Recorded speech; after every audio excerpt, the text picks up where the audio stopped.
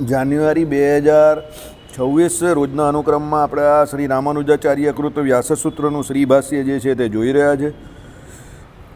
ગઈકાલે આપણે જોયું કે ભાઈ જગતગુરુ રામાનુજાચાર્યએ એક વાત સિદ્ધ કરી કે ભાઈ વેદ જે છે તે તો છે જ સમાન અધિકરણનો જે ન્યાય જે છે તે એમ કહે કે ચંદ્ર જે છે તે કે ડાળખીની પાછળ દેખાય છે એમાં કોઈ સમાન અધિકરણીઓનો નિયમ સિદ્ધ થતો નથી. કારણ કે ડાળખી જે તે એકચ્યુઅલી હકીકતમાં જોવા જાય તો એ ચંદ્રનો આધાર નથી. સમાન અધિકરણનો નિયમ ક્યાં લાગે કે ભાઈ એક જ અધિકરણ એટલે એક આશ્રય હોય ને એને આશરે કોઈ વસ્તુ હોય તે પેલી ડાળખીમાંથી તમને જે ચંદ્ર દેખાય છે તે ડાળખી કંઈ એકચ્યુઅલી એ કંઈ ચંદ્રને ધારણ કરતી નથી કે એ તો તમારે દ્રષ્ટિ દોષને કારણે તમને દૂરથી એવું એક જ પેલા એમાં આવી જાય દ્રષ્ટિપથની વિશે એટલે તમને એવું લાગે કે એ ચંદ્ર જે છે તે ડાળખીની ઉપર છે, બરાબર. બાકી વસ્તુતા એ કોઈ એનું અધિકરણીય કરતી નથી એટલે એ ઉદાહરણ ખોટું છે તો દ્રષ્ટિદોષ છે. એટલે જગતગુરુ રામાનુજાચાર્યએ શું કહ્યું કે ભાઈ અદ્વૈતીઓ એ જે ઉદાહરણ આપે છે સમાન અધિકરણને લગતું એ સમાન અધિકરણને એ નિયમ લાગતો નથી, એ દ્રષ્ટાંત જ ખોટું છે. સમાન અધિકરણ પહેલાં એટલે શું એ સમજો. અધિકરણ એટલે આશ્રય. તો એક આશ્રય હોય અને એને વિશે કોઈ 2 કે 3 કે 4 વ્યક્તિઓ રહેતા હોય એને સમાન અધિકરણ કહેવાય કે ભાઈ બંનેનું અધિકરણ એક છે. દાખલા તરીકે આપણું હૃદય, તો હૃદય જે સ્થાન છે એને વિશે આપણો જીવ રહ્યો જ ને જીવને વિશે પરમાત્મા પણ રહ્યા છે. તો એ હૃદય જે છે તે જીવ અને પરમાત્મા બંને માટે સમાન અધિકરણ છે. તો આને સમાન અધિકરણ ન્યાય કહેવાય. અધિકરણ એટલે આશ્રય. અધિકરણવાળું આ સમજવું પડશે તમારે, કારણ કે આ સમાન અધિકરણ ન્યાય જે છે તે આગળ પણ આવશે ઘણી બધી જગ્યા પર. તમને એ અધિકરણ ન્યાય જો યાદ નહીં રહેતો હોય કે ન સમજ પડે તો તમે આગળ પણ ગોથા ખાયા કરશો. એટલા માટે આ કહ્યું.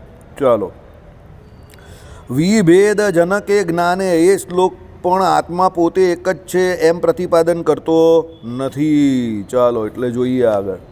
આખો શ્લોક નીચે પ્રમાણે છે. વિભેદ જનકે જ્ઞાને નાશ માત્યાંતિકમ ગતે આત્મનો બ્રહ્મણો ભેદમ સંતમ કહ કરીષ્યતિ. આખો શ્લોક છે, બરાબર. એટલે એ શ્લોકમાં પણ એવું જ કહે છે કે આત્મા પોતે એક જ છે, એક પ્રતિપાદન કરતો નથી. તેમ જીવ અને બ્રહ્મ એક જ પદાર્થ છે એમ પણ પ્રતિપાદન કરતો નથી. તો અહીંયા 2 મત છે અદ્વૈતમાં. એક શાંતિથી સાંભળજો બધા, ટેન્શનમાં નહીં આવી જતા. અદ્વૈત મતમાં પણ અંદર પાછા વિભાગીકરણ છે. એક જીવવાદવાળો અદ્વૈત મત છે. એક જીવ એટલે શું? આખા જગતમાં કોઈ એક જ જીવ છે અને એ જીવ જે છે તે બધું નિયંત્રણ કરે છે. એટલે આ લોકો જે અદ્વૈતીઓ કહે ને કોઈ એક જ ચેતના છે, બરાબર. એટલે એને એક જીવવાદ કયો છે. ચેતના તરીકે એ લોકો કહે પણ એનો મતનું નામ છે એક જીવવાદ. અદ્વૈતનો જ મત છે. હવે એક જીવવાદમાં પ્રોબ્લેમ શું થાય કે તમે કોઈ સત્કર્મ કર્યું હોય તો એનું ફળ આને મળે ને એને પાપ કરેલું હોય તો એનું ફળ તમને મળે. કારણ કે ચેતના તો એક જ છે ને, બરાબર. એટલે એનું ખંડન ભૂમિકામાં કરેલું છે અને શ્રીજી મહારાજે કરેલું છે કે એક જીવવાદ જેવું કંઈ હોતું નથી. કારણ કે જો એક જીવવાદ હોય તો આ સુખ દુઃખની જે અનાદિકાળથી જે આ પરંપરા કે પ્રણાલિકા કર્મની ગતિ પ્રમાણે ચાલે છે તો એમાં બહુ અન્યાય થઈ જાય. કારણ કે અત્યારે આપણે જોઈએ તો એક જ જીવવાદ હોય તો કોઈ જીવ જે છે તેનો જન્મ ઝૂંપડપટ્ટીમાં થાય છે ને કોઈ બીજો છે એનો કરોડપતિ અબજપતિને ત્યાં થાય છે.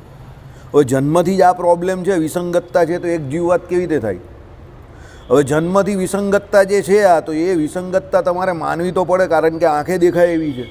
તો એ વિસંગતતા આવી કાથી? તો એના પૂર્વના કર્મને અનુસારે. તો પૂર્વના કર્મને અનુસારે આવી તો એ બંને વ્યક્તિ અલગ અલગ હોય તો જ બંનેને વિશે આવો ન્યાય થાય ને કે એકનો ઝૂંપડપટ્ટીમાં જન્મ થયો છે અને બીજાનો કરોડપતિ અબજપતિને ત્યાં જન્મ થયો છે. એટલે જન્મથી જ પેલો જે જન્મો છે તે સુખથી જન્મો છે ને સુખમાં ને પેલો દુઃખમાં જન્મો છે.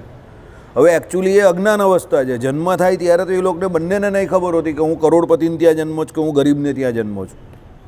એની અવસ્થા તો ત્યારે અજ્ઞાન અવસ્થા જ છે, સમજો. એને કંઈ એવું ભાન નથી હોતું. પણ એ અજ્ઞાન અવસ્થામાં હોવા છતાં જે આટલો મોટો જે તફાવત છે એનું કારણ એ છે કે ભાઈ જે જીવો જે છે તે બધા અલગ અસંખ્ય જીવો છે, બધા જુદા જુદા છે. અનાદિકાળથી એ જીવો અને જીવોના કર્મો પણ અનાદિ છે અને જુદા જુદા છે. અને એ પ્રમાણે કર્મફળ પ્રદાતા ઈશ્વર એને યથાવસ્થિત ફળ આપે છે. આ પ્રમાણે એક જીવવાદ છે. એટલે એક જીવવાદનું આ પ્રમાણે ખંડન થયું અદ્વૈતમાં. પછી એક બીજો અદ્વૈત મત આવે છે. એમાં એવું છે કે જીવ અને બ્રહ્મ એને એક માને છે.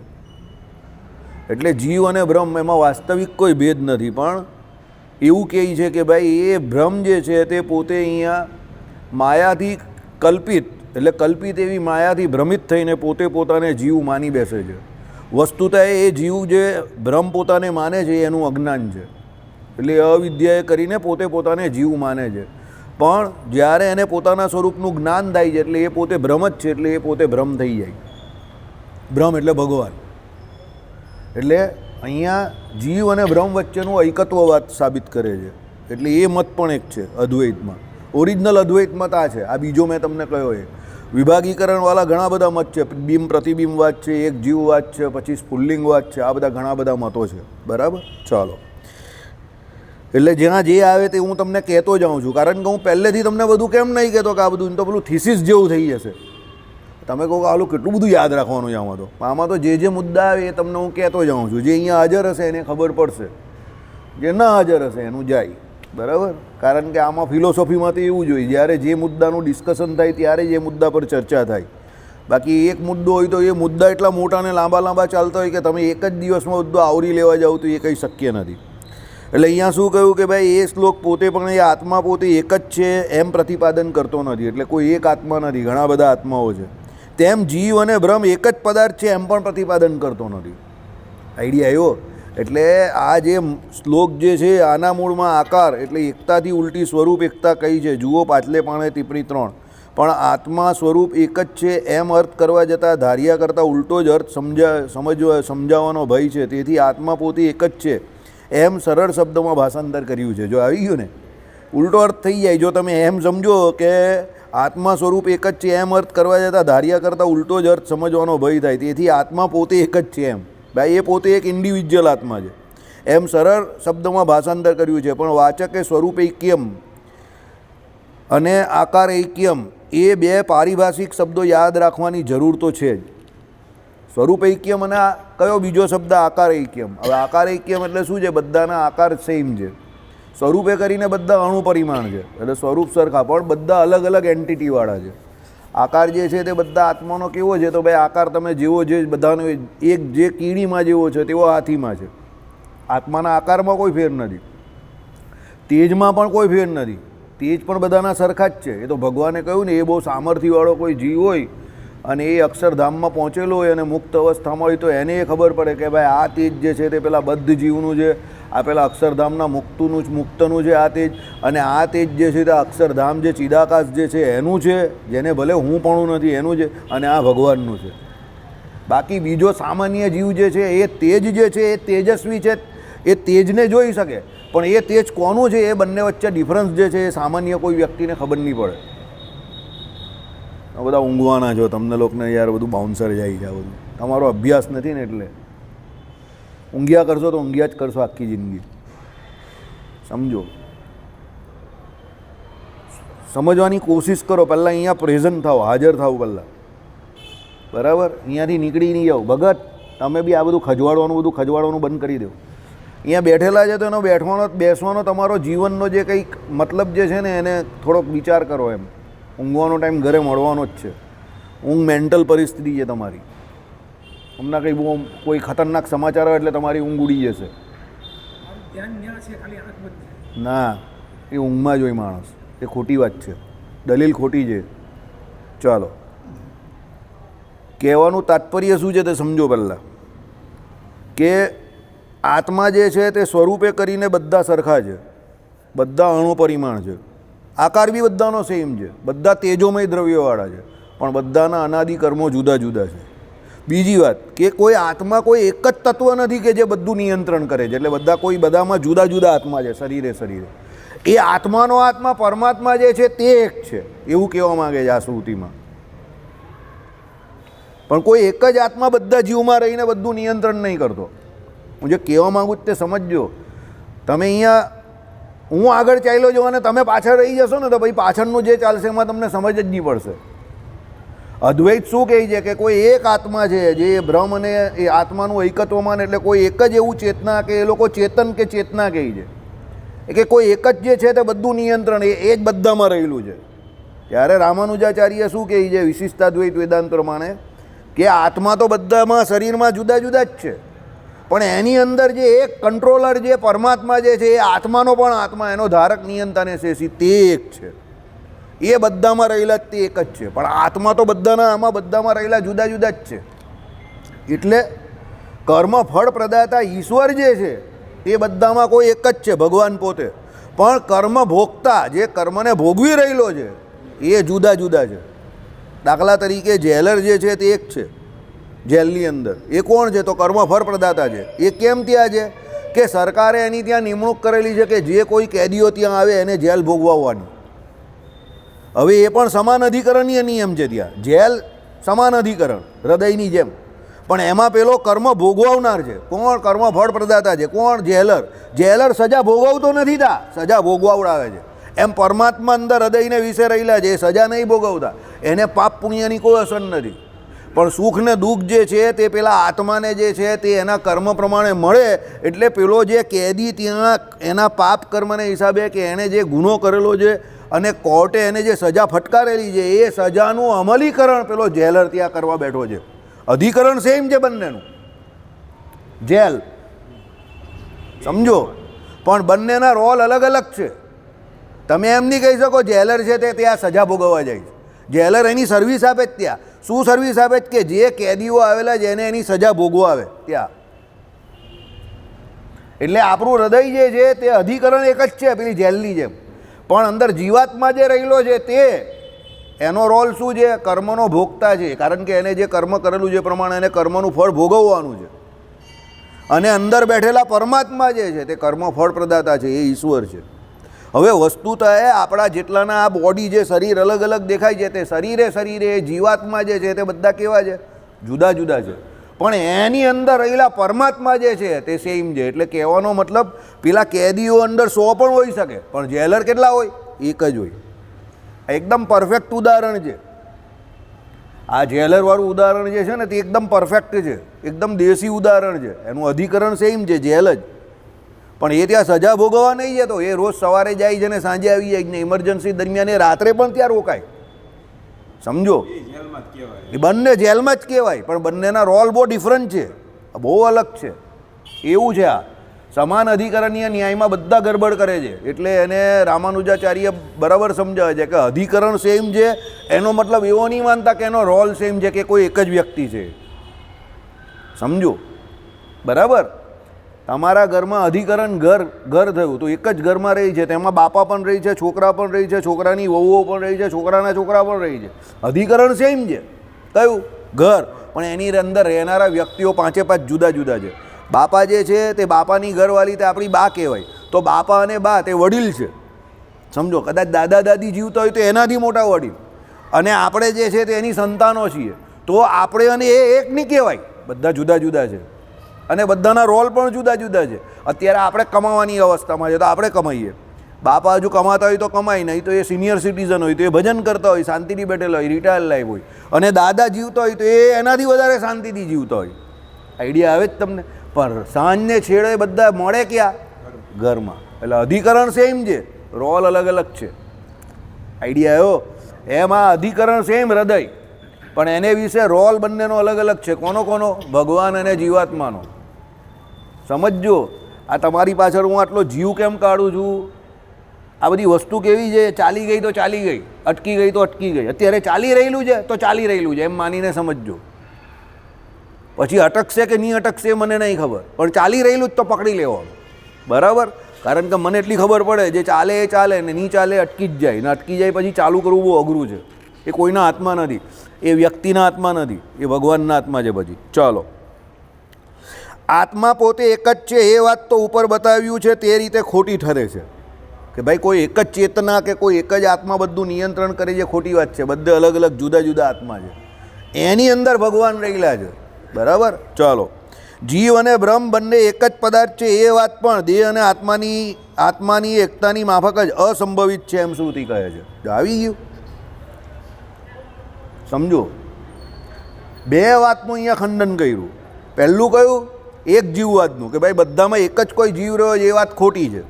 બીજી કઈ વાત ખોટી કરી અહીંયા? જીવ અને આ બ્રહ્મ એટલે ભગવાન અને જીવ એ બંને એક જ છે એ વાત પણ ખોટી છે. એના માટે અહીંયા શ્રુતિ મોકલી. દ્વા સુપર્ણા સ્વસયુજા સખાયા સમાનમ વૃક્ષમ પરિસસ્વ જાતે તયોરન્ય પીપ્પલમ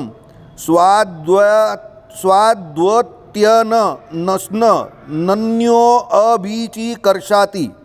પછી રીતમ પિબંતો સુકૃતસ્ય લોકે ગુહામ પ્રવિષ્ટા પરમે પરાધ્યે છાયા તપો બ્રહ્મવિદો વદંતી પંચાંગ્નિઓ યે ચ ત્રિણાચી કેતા અંતઃ પ્રવિષ્ટ શાસ્તા જનાનામ શરૂઆતમાં આ ઉપનિષદમાંથી કહ્યું છે. હવે આ પણ તમે લોકો બધું સમજો. હમણાં મોદી સાહેબ બહુ સરસ બોલેલા. આપણી શિક્ષાપત્રીની 200મી જયંતિ હતી ત્યારે. માણસ બહુ બ્રિલિયન્ટ છે. હાલો કહેવું પડે, તમારે એને સલામત ઠોકવી પડે.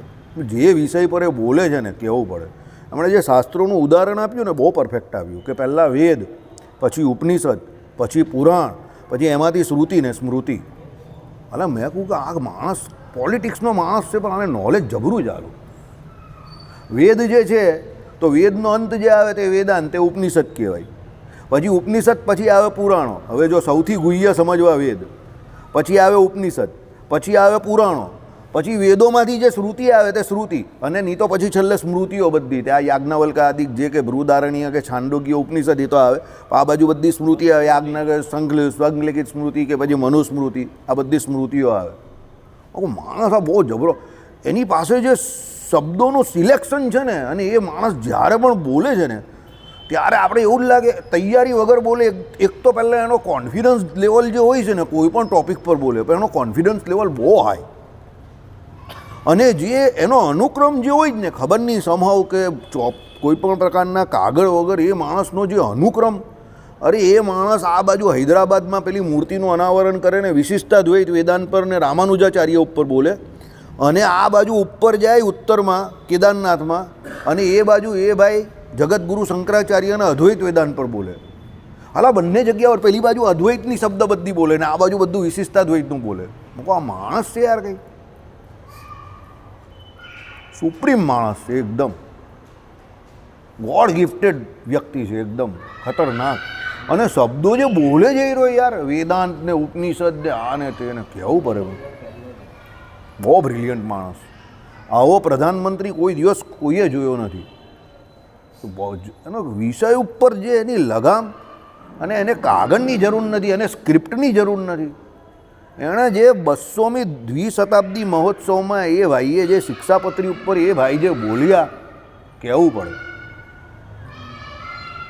બહુ મને એમ થઈ ગયું કે હું તમને કહું કે બોલવું નહીં જોઈએ, પણ આપણા સંપ્રદાયના જે વ્યક્તિનું કામ જ એ છે કે શાસ્ત્રનો અભ્યાસ કરીને એનું ઉપબ્રહણ કરીને એનો નિચોડ શાસ્ત્રની વિશે પછી બોલવું. બોલો કદાચ એ પણ નહીં બોલી શકે. જેનો એ વિષય છે એ પણ એટલું સારું નહીં બોલી શકે એટલું સારું એ ભાઈ બોલ્યા. ને વડાપ્રધાન તરીકે એની પાસે તો બધાનું લિમિટેશન છે ને, એને તો કંઈ આખો દિવસ એ તો સમય મર્યાદામાં બોલવાનું છે. પણ એ ભાઈ જે બોલ્યા યાર, કહેવું પડે. આ માણસ તો યાર બહુ બ્રિલિયન્ટ છે, ઓલરાઉન્ડર છે, 360 ડિગ્રી પ્લેયર, ખતરનાક રમવાવાળો છે. એનો બહુ બ્રિલિયન્ટ નોલેજ છે એમ. જો આજે પણ પેલા યુરોપિયન યુનિયન જોડે એણે જે કરાર કરી નાખ્યો, સંધિ કરી નાખી, એવું કહેતા હતા છેલ્લા કેટલા વર્ષોથી, કંઈ 18 કે કેટલા વર્ષોથી મંડેલા હતા, કામ જ નહીં થતું હતું. આની આગળની સરકારો પણ કંઈ મંડેલી હતી પણ કોઈનું કામ જ નહીં થતું હતું. અમેરિકા એવું જ ઈચ્છતી હતી કે યુરોપિયન યુનિયન જોડે ભારતનો કરાર નહીં થાય, પણ યુરોપિયન યુનિયનને અત્યારે ખબર પડી ગઈ કે આની પર ભરોસો થાય એવો નથી કાકા ઉપર. એટલે એ લોકોને મોદી પર ભરોસો થઈ ગયો, એટલે એ લોકો આપણી જોડે બેસી ગયા. મગજ માણસનું કહેવું પડે, બહુ શાંત મગજ એનું. એની વાત બહુ સાચી છે કે માણસનું લોહી બહુ ગરમ છે પણ મગજ બહુ શાંત છે. એ એનામાં પ્લસ પોઈન્ટ શું છે ખબર? એ કોઈ પણ પરિસ્થિતિમાં ડરી જતો કે ગભરાઈ જતો કે પરિસ્થિતિને કોરાણે મૂકી દેવી કે ભાગી જવું, એવું એનામાં જરા પણ નથી. વિચાર્યા જ કરે, વિચાર્યા જ કરે, વિચાર્યા જ કરે. જબરો માણસ છે, બહુ બ્રિલિયન્ટ. એને એ પણ નહીં પડી કે મારો પક્ષ તૂટી જશે, એને એ પણ નહીં પડી કે સપોર્ટ પાછો કોઈ ખેંચી લેશે. એને જે કરવું એ જ કરે. So much confident. ચલો, એટલે અસંભવિત છે શ્રુતિ. બે જોડિયા મિત્ર પક્ષીઓ એક જ વૃક્ષ પર બેઠેલા છે. ભગત, મેં તમને પરમ દિવસે ઉદાહરણ આપેલું હતું. બે જોડિયા અને મિત્ર પક્ષીઓ એક વૃક્ષ પર બેઠેલા છે. તેમાંનું એક મીઠું પીપળો ફળ ખાય છે. જીવ જે છે તે પીપળનું ફળ ખાય છે. આ શ્રુતિઓનો અર્થ કરેલો છે. મેં તે દિવસ અહીં વાંચેલું ને, મને એકદમ થયું કે આ એ જ અર્થ આવશે. એટલે મેં તમને પરમ દિવસ અને ચોથા દિવસે આ વાત અહીંયા કરેલું કે આ બે જોડિયા પક્ષીની જેમ જ આ વાત આવશે. આવી ગઈ. રામ સ્વામી કહેતા હતા વર્ષો પહેલા કે કેસી સ્વામી. બીજું તે ન ખાતા જોયા કરે છે. એક પેલું નીચેનું પક્ષી છે, બે એક ઝાડ છે એની ઉપર બે એટલે ઘણી બધી ડાળ છે. એમાં ઉપરની ડાળ પર એક મોટું પક્ષી છે અને નીચેની ડાળ પર એક પક્ષી છે. હવે નીચેનું પક્ષી જે છે ને તે બધા ફેલફતૂર કરે છે, ફળ ખાય છે, ચીચી કરે છે, એની નીચે બેઠેલો હોય તો અઘાર બી કરે છે, બધું કરે છે. ઉપરનું પક્ષી બોલતું કંઈ નથી, ખાલી જોયા કરે.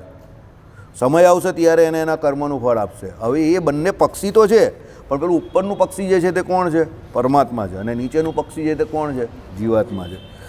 સાંભળો શું કહ્યું? જીવાત્મા અને પરમાત્મા, એટલે એ બે જોડિયા પક્ષીઓ કોણ? જીવાત્મા અને પરમાત્મા. કહી દીધું આમાં. તેમાંનું એક મીઠું ફળ ખાય છે. મીઠું ફળ કોણ ખાય છે? તે સાંભળો, કર્મફળ ખાય છે. અને બીજું તે ખાતા જોયા કરે છે. બીજું તે ખાતા જોયા, અર્થાત જીવ સંસારના ભોગમાં લપટાય છે અને પરમાત્મા નથી લપટાતા.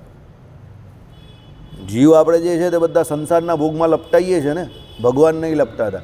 એ પેલા જેલર જેવું મેં તમને કહ્યું ને, એ રોજ જેલમાં જાય ખરો પણ એ સજા નહીં ભોગવતો. એમ ભગવાન પણ આ સંસારમાં રહેલા જ ખરા, પણ સંસાર નહીં ભોગવતા. ભગવાન સોનાની દ્વારકા આખી બનાવરાવે વિશ્વકર્મા ભગવાન પાસે એક જ રાતમાં.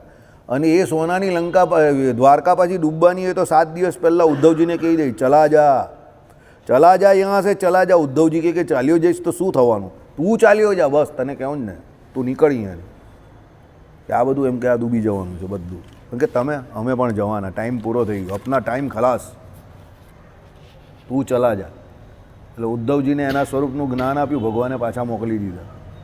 આટલું નિર્લેપ રહેવું ઓલમોસ્ટ ઇમ્પોસિબલ છે આપણા માટે, પણ એટલે જ એ ભગવાન છે.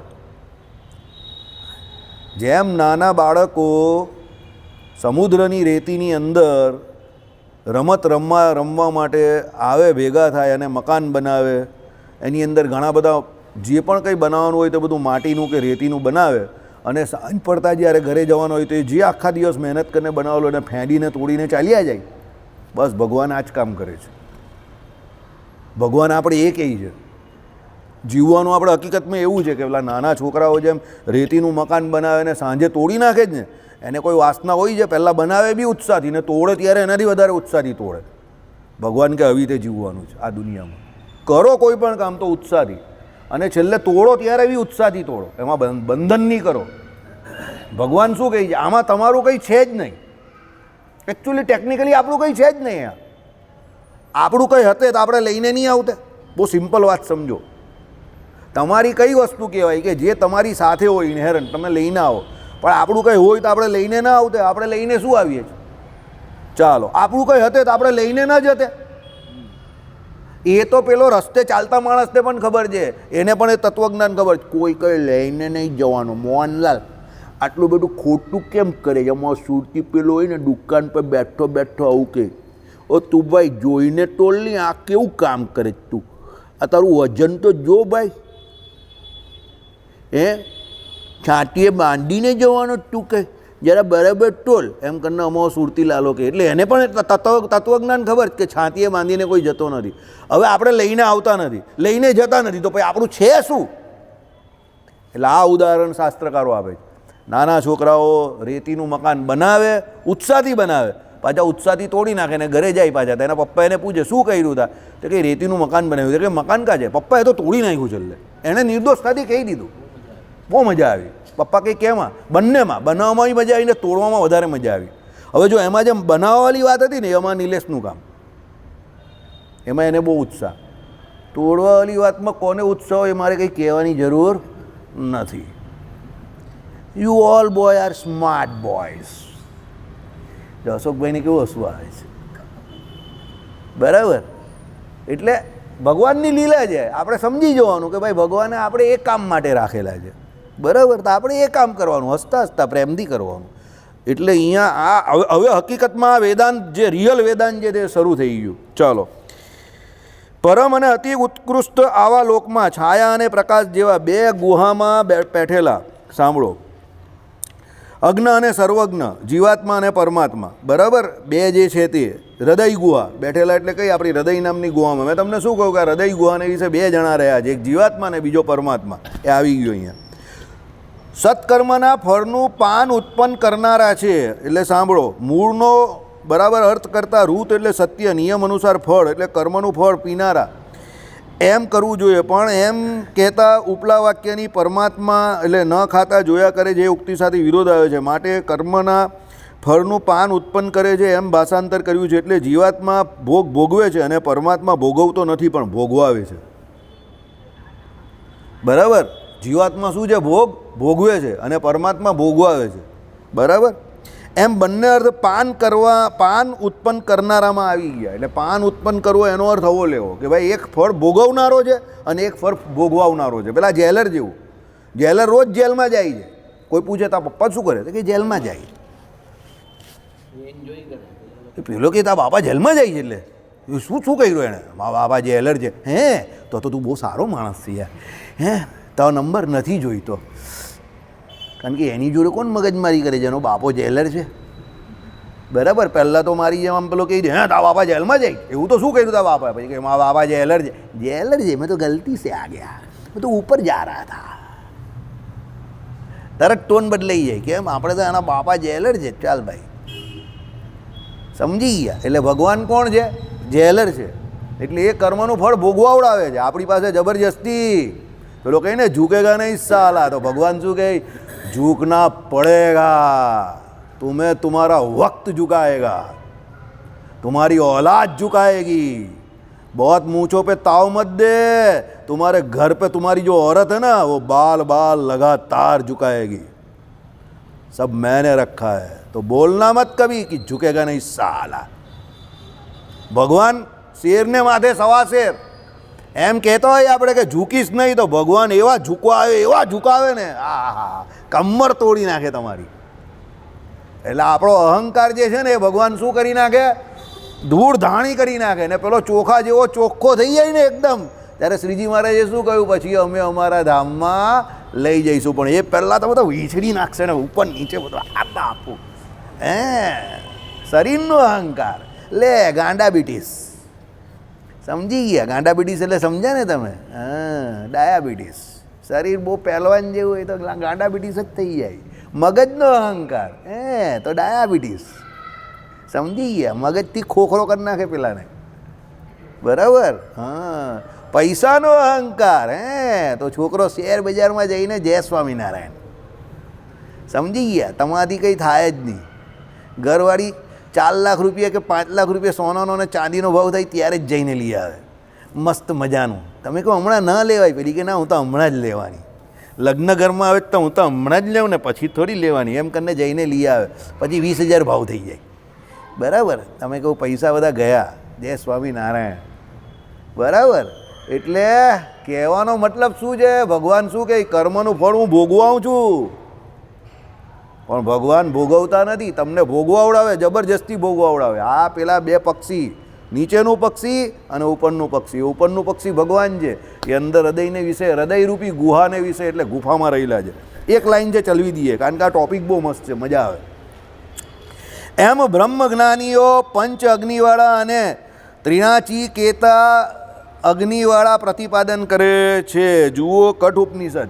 હવે આ અશોકભાઈ પાસે છે કઠવલ્લી ઉપનિષદ, એમાંથી અશોકભાઈ જોઈ લેશે. બરાબર.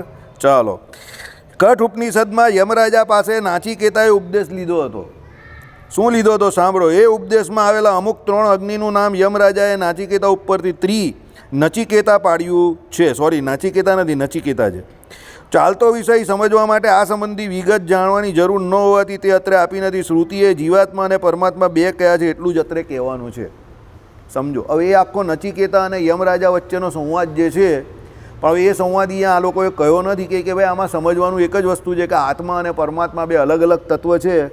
આત્મા જે છે તે કોણ છે? ફળ ભોગવનારો. અને પરમાત્મા જે છે તે ફળ આપનારા, ભોગવાવનારા. બરાબર. એ જેલર છે અને પેલો કોણ છે? કેદી છે. ચાલો, અંતરમાં પેઠેલો તે પ્રાણીઓનો શાસ્તા એટલે નિયામક અંતર્યામી છે. પાછી આ શ્રુતિ બદલાઈ ગઈ. શાસ્તા જનાનામ જે કહ્યું ને તે, એટલે અંતરમાં બેઠેલો એટલે શું છે? હૃદયને વિશે જે જીવ, એને વિશે જે ભગવાન રહ્યા છે તે શું કરે છે? એનું નિયમન કરે છે.